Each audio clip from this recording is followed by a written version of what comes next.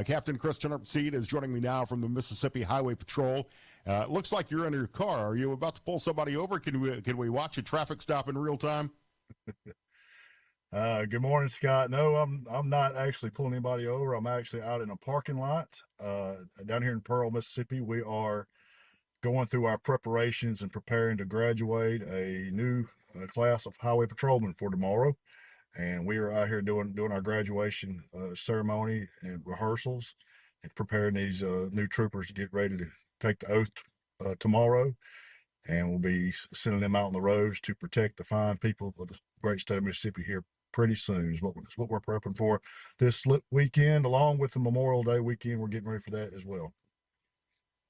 Yeah, I'm glad to see you're parked. Otherwise, I was going to admonish you for not wearing a seatbelt. Yes, yeah, I'm definitely parked. I've got a trooper car still over here next to me, stationary too. If you're watching the video on SuperTalk.fm, you know what I'm talking about. So tell me about the graduating class, and are you having a tough time recruiting highway patrolmen in Mississippi? It seems like some of the law enforcement officers I talk to around the country are having a tough time recruiting for police departments, for sheriff's departments around the country. How is Mississippi's recruiting effort? Well, you know, there are different times. I would say compared to back, you know, I've been on for 26 years now, so I hate to say how old I am, but times are different as far as recruiting goes. Back in those days, it was a lot more applicants. Here lately, you know, we really have to go out and do I'm also director of a recruiting too, so we have to do a lot of work on going out and talking and speaking engagements, going to different events, and we really have to focus on our recruiting efforts to get the numbers we need to have a candidate pool, you know, to start one of these classes. It's challenging. You know, it's a different time, it's a different generation, and you've got to sell this job, this career to these young people in different ways than we had to back in my day. There have been times where the numbers were challenging. This last class, you know, since we really recruiting, had some decent numbers that apply. With this class here, you know, that will graduate tomorrow, will be, you know, we're 38 new troopers. So that's not a huge class. It's not one of the smaller ones, but it's not a huge class. But you know, getting into patrol school is a challenge in itself. You know, going through the background process and doing all the things that you have to do to qualify. But then, you know, you get into patrol school itself. That's a whole nother beast of itself to stay there and hang in there. So 38. Made, I believe there was. It was close to 80, I think, that started this class. I don't have the number off the top of my head, but it was around that area. But I know we got 38 of those graduating tomorrow of the best of the crew that applied for class 69. So they're excited. They can see the finish line. They're in there preparing. Actually, right now, I'm out here on the line speaking with y'all, and you can just feel the excitement around about these young men and women who are fixing to join our ranks and take that oath tomorrow. It's a lot of hard work, and it's certainly a commitment to keeping the public safe. And if you've been on duty for 26 years, there's a good chance you may have pulled me over on Highway 49 at some point in my life. I was probably not on 49. If you were on 25 coming up, I was between Jackson and Starkville. That was my corridor pretty much. The Mississippi State students, a lot of back in the days when I worked there, they probably might have got a chance to get my autograph there a time or two. Captain Criss Turnipseed here on Middays with Gerard Gibbard. I'm Scott Sands.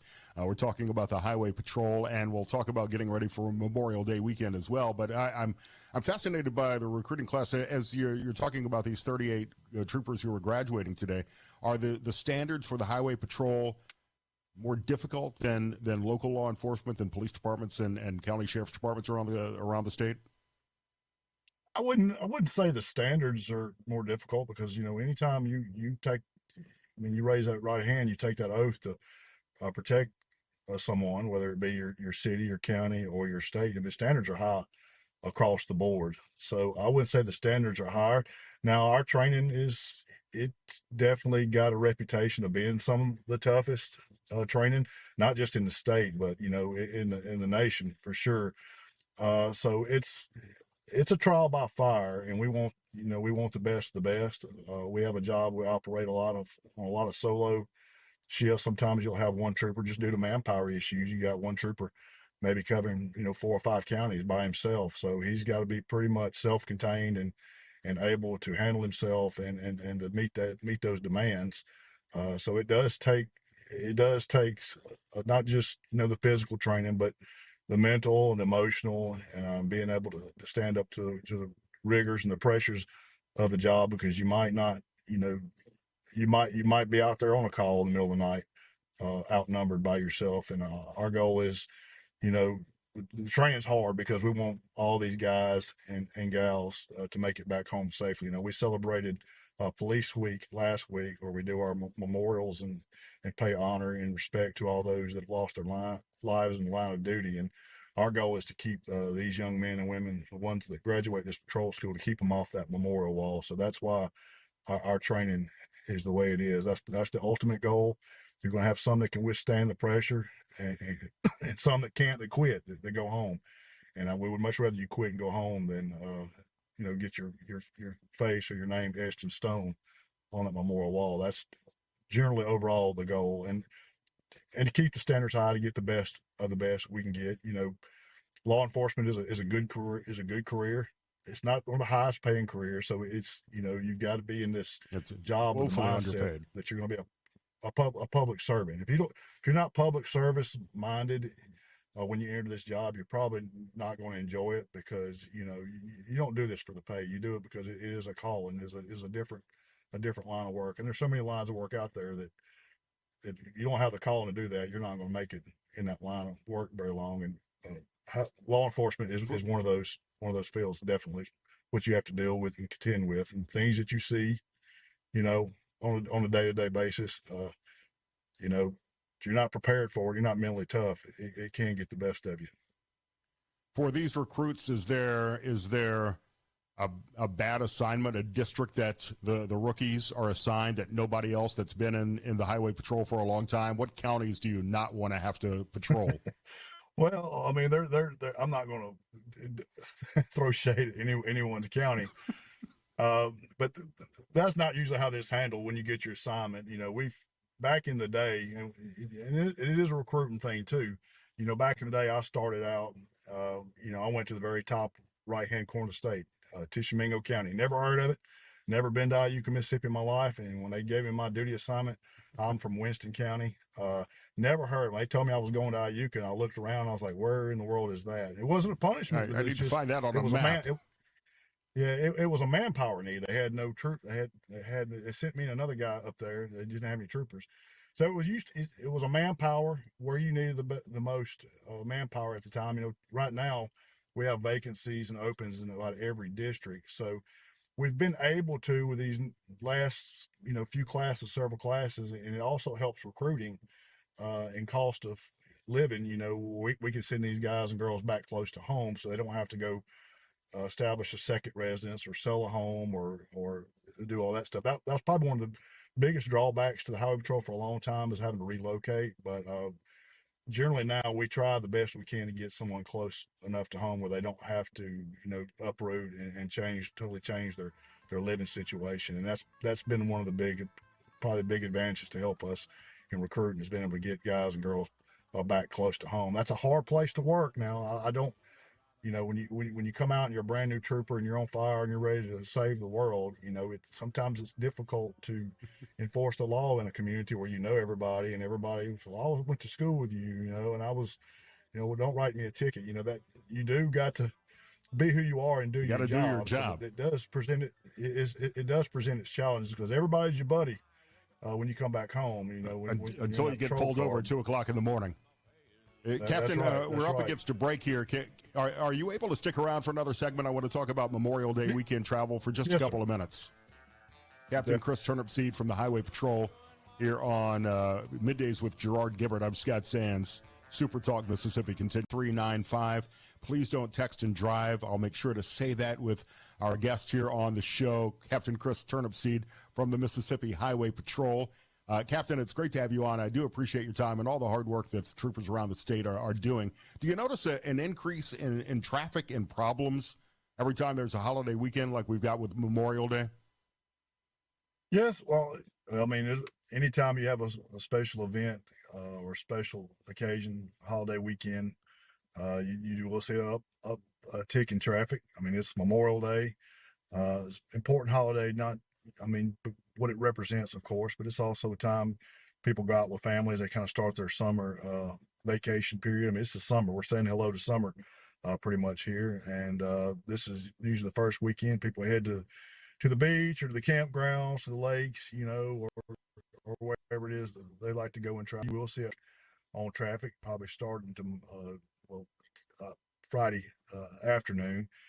Traffic will start to uptick, and then the weekend, you know, there will be some traffic peaks, but usually Friday and the Monday, you know, the actual Memorial Day, people use that as a day to go back because most people have to go back into work on Tuesday. So Friday and Monday will probably be your heavy travel days. Saturday and Sunday will be some good traffic on those days too, but probably not like Friday or Monday. It's usually the first day of the holiday and then the last day itself. So yeah, it will be more issues. You got more traffic cars on the road. You're going to have the capability for more accidents and crashes. So that's what we're expecting to happen, and that's what we're going to try to combat and try to keep those numbers down low. You know, everybody's going to be out and going, and we're going to be out watching and monitoring, being seen, being present, and just putting a presence out there. Hopefully act as a deterrent to get people to do the right thing, slow down.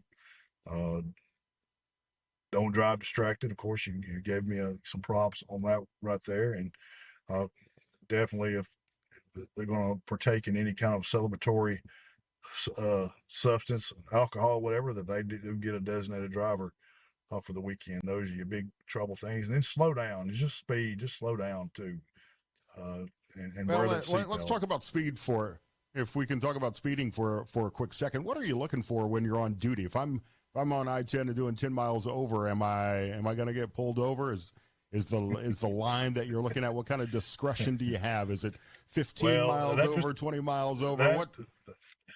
That depends on the trooper. That depends on a lot of things. There's no number because I'm not going to give a this is what you can do and what you can't do. I'll just say the speed limit is the speed limit.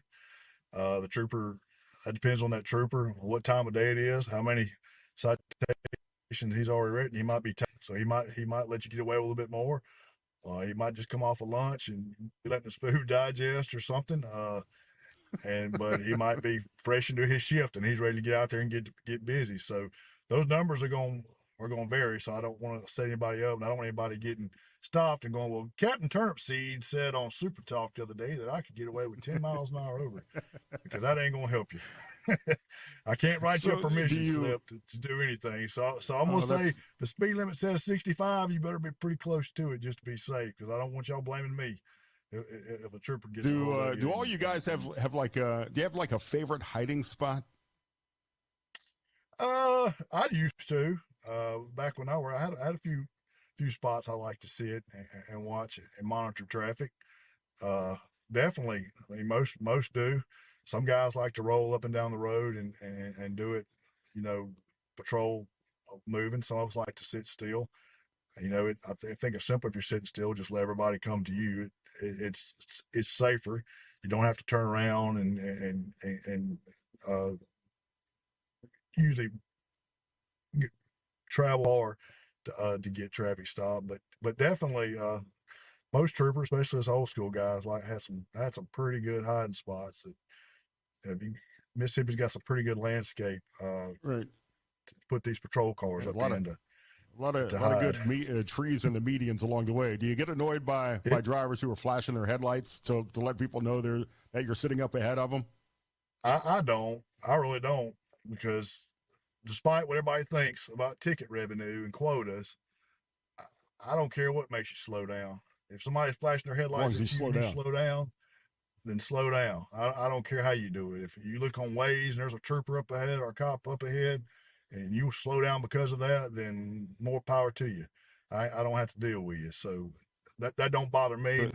Maybe as a young trooper, I wanted to stop you. I wanted to be whatever it takes now just to get you slowed down and stop. Talk about wearing seatbelts too, just for a second, because this is Click It or Ticket month. Yeah, Click It or Ticket month is national. It's a big effort, and we will be paying a lot of attention to wearing occupant restraints, whether you're the driver, the passenger, child restraint, or whatever. That's one of the most simple, basic things you can do to keep yourself safe when you're driving in a car. But you would be, me and Gerard used to just be appalled because I'd come in on the after the holiday wrap up and give him the number of tickets we wrote for occupant restraint violations over the weekend. And I'm like, I don't know, I don't get it. I can't. I mean, that's the easiest, most non-lazy thing you can do is just pull that thing over and put it in this little piece right over here. So I don't know what's so challenging about that, but you'll be surprised how many we ride. I used to be 100 pounds heavier, and it was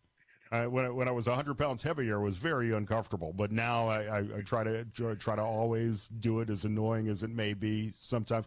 Will you pull somebody over as a primary offense if you notice they're not wearing a seatbelt? And I don't even know how you can tell. If they're driving by at 65 miles an hour on the highway, how can you tell? Well, different troopers got different sets of skills. Some of you can see it. If your windows are too dark, you might not be able to. But I pull up to a stop sign. I mean, I could come down in Lakeland here and probably write 200 seatbelt tickets just riding in traffic, riding up beside somebody and looking into the car. If I really wanted to do that, I'm not going to do that if you're on Lakeland. So calm down. But that it's not as hard as you think it is, and you'd be surprised at just the people that the gumption when we on a traffic stop for speeding or some other violation don't even bother to put the thing on when we walk up to the car. So I don't know. I wish as a state and as a country we could do something. I don't know what you would do. People say it's your right, our right. It's my life. If I don't want to wear a seatbelt, you shouldn't be able to make me to. They try to tie it to constitutional rights and all. But I always say this, it might be your right, but guess whose right it's going to be to have to go contact your wife or your husband or your next of kin and tell them you're dead. I don't get that choice to make. I'm going to have to do that. I'm going to have to make a next of kin notification when you die as a result of not wearing your seatbelt. So don't put me in that situation. Don't put your family or your kids in that situation where they have to live without you because you're out here on the roads wanting to exercise your constitutional rights. Don't be selfish. Think about the people that count on you, depend on you, that love you, that want you around, and you would do anything to protect your family, and you're a part of that family. So do what it takes to protect yourself, so they don't have to live without you. That's what I always say. Would you rather have that public speaking, which is a great approach to take, and you're absolutely right. It's the people that you leave behind. Would you rather have the constitutional argument over wearing a seatbelt or the debate with a sovereign citizen? I mean, the constitutional debate on a highway is all one and the same to me. But and I always say, if you're on a state funded highway, then you have to abide by state law. I mean, it don't matter what nation or what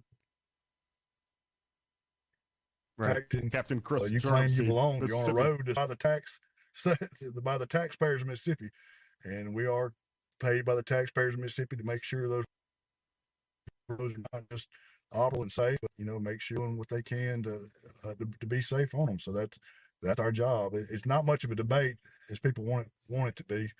I think they just come. A lot of people get on Facebook and go to YouTube University and they think they have a law degree on what the law is, but no, the law is the law, and I'm gonna put my seatbelt on. My family's gonna put theirs on. I don't have to tell them to because we love each other. We want to take care of each other, and we want to be here for each other. That's why we do it. It don't have nothing to do with the law. Captain Turnipseed, thank you so much for your time. And another reminder: if you are going to enjoy any sort of adult beverages over the weekend for the holidays or any time, don't drink and drive. Call a cab, call an Uber, get a friend to drive you home. Stay where you are. Stay off the roads because you're not only endangering yourself, but everybody else on the highways and the streets of every city in the state if you're going to drink and drive. But so don't do that. And Captain, you and your fellow highway patrolmen, stay safe this weekend, and congratulations to all the recruits graduating today. Yes, sir. We appreciate you, Scott. Just last driving tip. Remember, brother, anything, just don't be selfish. As long as you're not selfish, you ought to be safe out here on the road. Think about everybody around you, and hopefully things will take care of themselves. Thank you for having us on this morning, Scott. Thank you, Captain. We'll talk soon.